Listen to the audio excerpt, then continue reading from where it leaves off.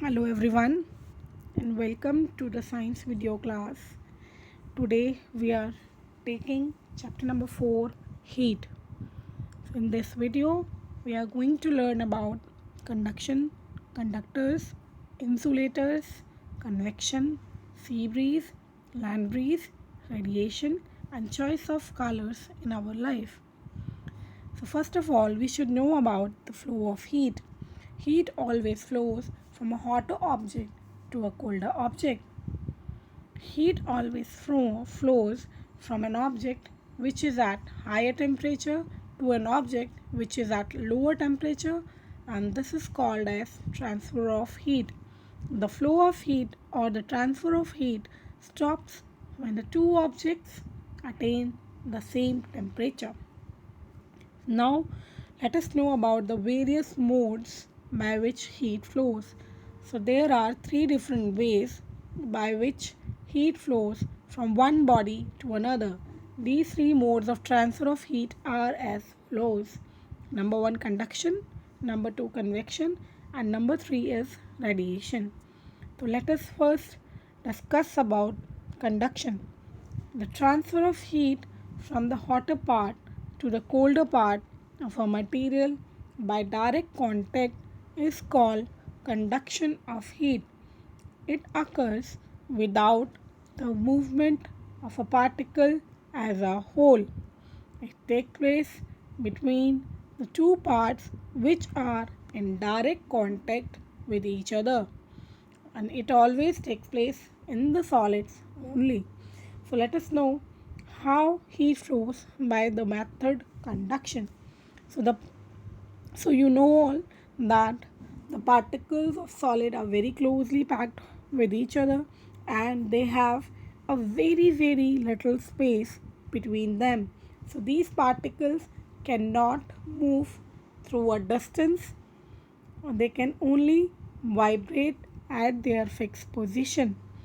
So when the material is heated, its particles start vibrating very fast and they start banging to the particles which is next to them, and thus the heat is transferred from one particle to another just like a relay race. In this diagram, we are having a metal rod and a source of heat.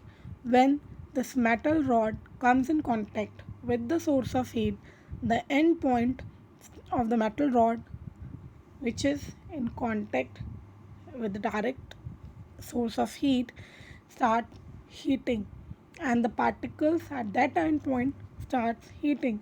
So the particles start vibrating very fast after getting heated and they start banging to the particles which are next to them.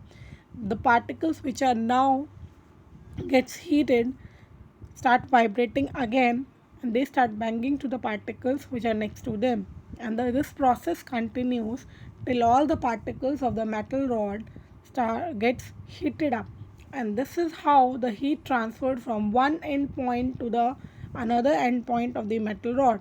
That is the reason why we notice that when we heat one end point of the metal rod, the other end point become heated itself. Now let us learn about the terms conductors and insulators. So the materials which conduct heat through them easily are known as the conductors or the good conductors of heat. In another term, we can say that the materials which allow heat to pass through them easily are known as conductors or the good conductors of the heat. So examples are all the metals like iron, silver, copper, gold. They are the good conductors or the conductors of the heat. Next we are going to learn about the insulators. So the materials which cannot conduct heat through them easily are known as insulators or bad conductors of heat. In another term, we can say that the material which cannot allow heat to pass through them easily are known as insulators or the bad conductors of heat. Examples are wood, plastic, glass, cotton, wool, etc. Now we are going to learn about convection method. This is the method by which heat transfer from one part of the fluid to another part by the movement of the particle itself. Now, there is one term, fluid, which is included in this definition. So, fluids are generally the things which can flow, like the liquids, water, or milk, juices, etc., and the gases like air, oxygen, hydrogen, they can flow. So liquids and gases are included in the fluid. So the this is a method which takes place in the fluid only. Convection takes place in the fluids only. In this method, the particles move itself from one place to another. Now, let us discuss how does the heat flow by the convection method. When a liquid or a gas is heated, its particles near the source of heat gets heated and they start moving upward.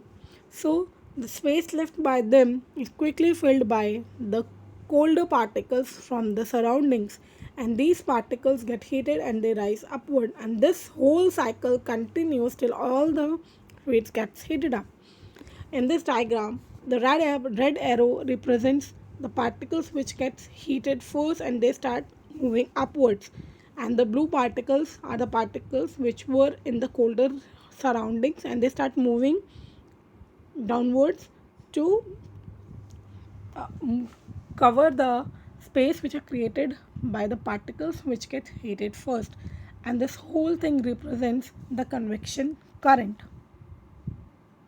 Now, convection currents in nature. See, the convection current always also takes place in the nature. Convection current takes place in the air and the ocean water, which results in a number of natural phenomena, namely the ocean currents. Here we will be discussing only two of them, namely sea breeze and land breeze. So first of all, we will be discussing about the sea breeze. Look at the diagram, students. During the daytime, the lands get heated faster than the sea water. The air above the land becomes hot and they rises up, creating the space which near the land area. So cool air from the sea rushes to the land to occupy the space left by the hot air, and the convection current from the sea to the land causes flow of air which is called as sea breeze. Now we are going to study about the land breeze. Look at the diagram again. So during the night time, the land loses heat faster than the sea water, resulting the air above the sea is warmer than that of the land. So the air above the sea rises up, creating the space, and the cool air from the land rushes toward the sea to occupy the space created by the warm air, and this results in the flow of air from the land towards the sea, and this causes land breeze. Now we are taking the third method of flow of heat, which is radiation. So the mode of transfer of heat from distant sources in the environment without requiring any medium or contact is called radiation. So in this process, the heat flows in the form of waves, just like the sea waves. The radiation carrying the heat energy is called thermal energy, and it can travel in the vacuum also. So example for the radiation is heat energy from the sun reaches us without any medium, right? You know that sun is very far away from us, but still we get heat from the sun in our planet, and this occurs with this method called radiation. Now, what are the factors by which heat absorbed by an object depends? Students, the amount of heat absorbed by this object depends upon the following factors. Number one, the nature of the material. See, the nature of the material actually affects the amount of heat absorbed by an object. Generally, metals and water absorb more heat than non-metals. Now, the second factor is that its distance from the source of heat. Whenever the object is kept closer to the source of heat, it receives more heat than the object which is kept at a far away distance from the object. We can say that if we keep any object near to the source of heat, it gets heated faster. So we can say that as the distance between the two increases, the heat received by the object decreases. Now the third method is the color of the object. Dark colors absorb more as well as give out more thermal radiation. Light color absorb less and give out less thermal radiation.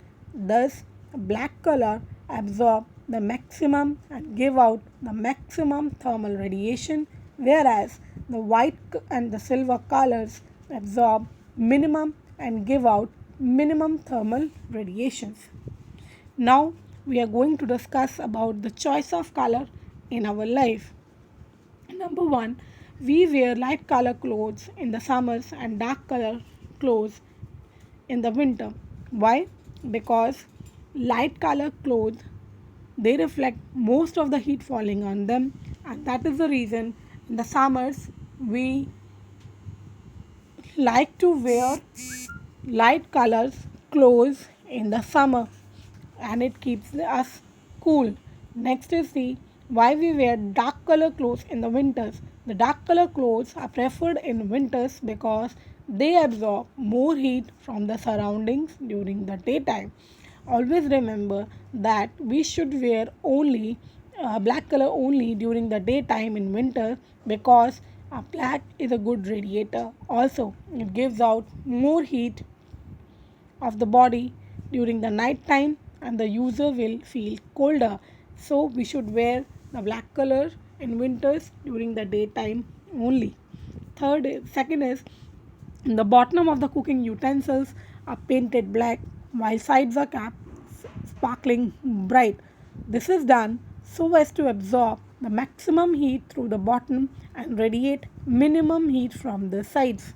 Now the third point is, pipe of the solar heaters and containers of the solar cookers are painted black from outside. This is done so that the maximum radiation from the sun can be absorbed. And the last point is, the radiators of the car and the air conditioners are painted black. This is again done so that the radiators can radiate maximum thermal energy outside and keep the engine of the car cool. Now, lastly, we are having a diagram in which conduction, convection, and radiation, all the three methods of transfer of heat can be seen. So first of all, you can notice that from the gas stove, heat is not only conducted to the utensil, but it is also radiated to the outside surroundings also, and that is the reason our hand started feeling hotter when we bring it closer to the source of heat, but we cannot touch it because we get burned. Now the next is, when the utensils get heated, its handle become heated slowly. Why? Because the materials of which the utensils made up is solid and the particles are very closely packed, so they start vibrating when gets heated, and slowly they transfer the heat to all the part of the utensils and reaches to the handles also. So this method is conduction. Now the next is the fluid which is present inside the utensils. We are heating up, for example, we are boiling the water. So the water which is near to the source of heat start heating first, and the particles start moving towards upwards, and the particle which is at the upwards start moving downwards to fill the space occupied, and this convection current results in the boiling of the water and heating up of all the particles of the water. Next, radiation. We always notice that while we are boiling the water or preparing any meal, that heat the nearby surroundings of the kitchen area becomes hotter, and this is done without any medium, so this method becomes a radiation. Thank you for watching the video.